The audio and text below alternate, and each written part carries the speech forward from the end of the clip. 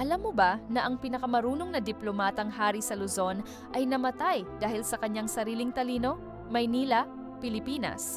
Si Raja Sulaiman ay naging makapangyarihan dahil sa kanyang husay sa pakikipagkasundo. Pinaglalaro niya ang mga tribo laban sa isa't isa, nakikipagkalakalan siya sa lahat. Walang nakakalamang sa kanya sa negosasyon. Ang kanyang mga kasunduan ay palaging pabor sa Maynila.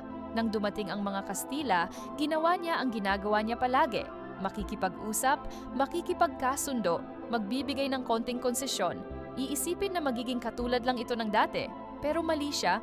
Habang siya ay nakikipag-usap ng matapat, ang mga Kastila ay tahimik na sinisira ang kanyang kaharian. Kinokomberte ang kanyang mga tao. Ginigiba ang kanyang mga institusyon. Binabago ang lahat. Ang kanyang pinakamalaking lakas ay naging kanyang kahinaan.